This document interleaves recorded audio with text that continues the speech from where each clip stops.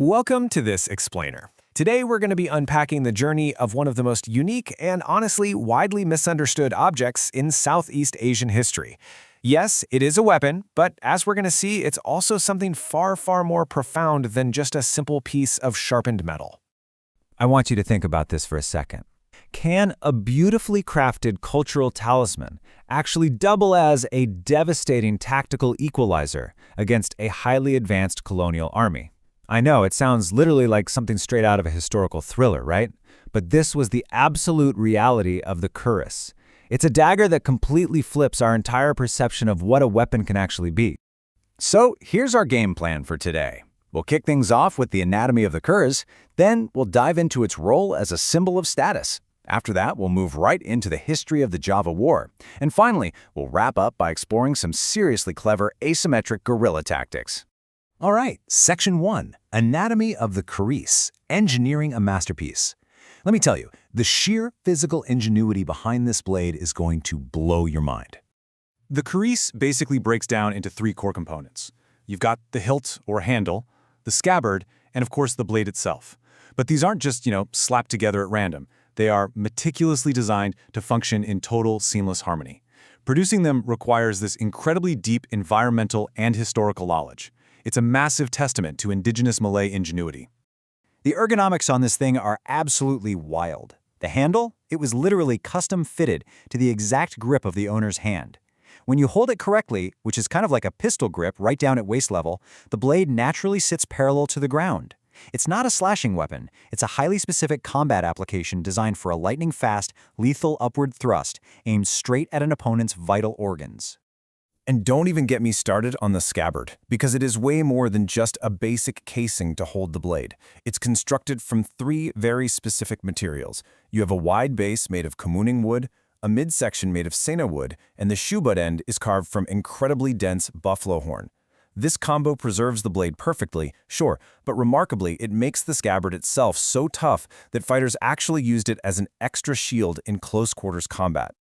Moving right along to Section 2, a symbol of status, sovereignty, spirit, and society. Let's dig into the deep cultural and spiritual roots of this weapon. Okay, when you picture a Keris, you're probably imagining that iconic wavy blade, right? Well, those waves actually have a name. They're called the look. And it's fascinating because the visual shape of this weapon is literally tied to the region's social hierarchy. The number of look isn't just a random stylistic choice. The more waves forged into the blade, the higher the social title and status of the person carrying it. Actually making that wavy blade is a total feat of metallurgical science. You have to take a really complex blend of different metals and then repeatedly heat, hammer, and temper them. This level of advanced craftsmanship achieves something that is incredibly difficult to pull off, a blade that is razor sharp and super strong, but also highly flexible at the same time. But here's the kicker. Not all krises were ever meant to see a battlefield. A huge part of their role was spiritual. They served as protective talismans. They also represented a sultan's absolute sovereignty, or their dowlet, and were often presented during major events like coronations. They're an absolutely essential part of traditional formal regalia. Even today, Malay bride rooms wear them to showcase their special status as Raja Sahari, which translates to king for a day. Which brings us to Section 3, the Java War, 1825 to 1830. A colonial power meets indigenous resistance. This is where we look at Prince Diponegoro's fierce 5-year stand against the Dutch colonizers. Now, the Java War definitely did not just happen overnight. It was a massive pressure cooker of geopolitical tension, severe economic exploitation, and intense cultural defiance under Dutch colonial rule. Prince Diponegoro managed to do something incredible. He successfully unified all these diverse local factions, everybody from local religious figures all the way to dissident nobility, to stand up and challenge that colonial authority. 200,000. Just let that number sink in for a second. That is the devastating number of indigenous casualties recorded during this 5-year war. To put that massive, tragic toll into perspective, the Dutch side suffered around 8,000 losses. It was genuinely one of the largest and most consequential conflicts the colonizers ever had to face in the entire archipelago. And when you look at the matchups on paper, the technological imbalance was just completely stark.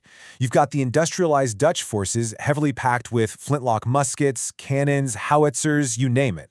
And they're facing Prince Diponegoro's forces, who are mostly relying on traditional matchlocks, spears, and of course the Keris. But the Javanese had one massive trick up their sleeve: logistics. While all those heavy Dutch vehicles were completely stuck on the major roads, the Javanese forces moved freely and quickly through these super agile local supply networks.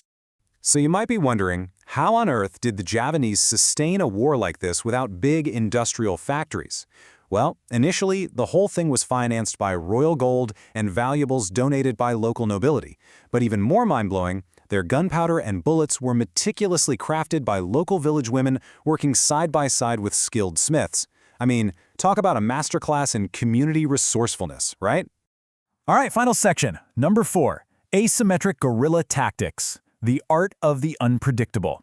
Let's look at exactly how Prince Diponegoro totally nullified that Dutch technological superiority. The Javanese basically weaponized their own environment. They operated in these very small, decentralized, highly mobile units using hit-and-run strikes so they wouldn't have to face Dutch artillery head-on. They expertly navigated the dense jungles, the mountains, and they even timed attacks around heavy tropical rain to stall out the Dutch vehicles. And on top of that, they used this system called weerkrize, or circle defense, turning remote villages into completely hidden centers of resistance. And this leads us to what is easily one of the most ingenious tactics of the whole war. Javanese fighters would disguise themselves as just ordinary, everyday farmers. Because the kris is so compact, they could slip these lethal blades entirely inside hollow stalks of bamboo. They were literally hiding weapons in plain sight. This let them get incredibly close to Dutch patrols before launching these absolutely devastating surprise ambushes. But wait, the brilliance doesn't even stop there. Right after striking, the fighters would just slide the weapons back into the bamboo and melt right back into the local village. To the Dutch patrols showing up moments later, they just looked like innocent farmers tending their crops.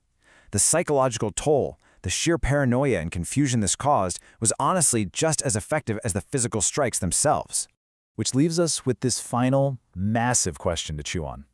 If a handcrafted dagger, steeped in culture, spirit, and art, paired with the brilliant tactical use of nature, could exhaust a global colonial superpower for 5 long years, how should we rethink our definition of advanced weaponry today? True tactical power isn't always about superior firepower, is it?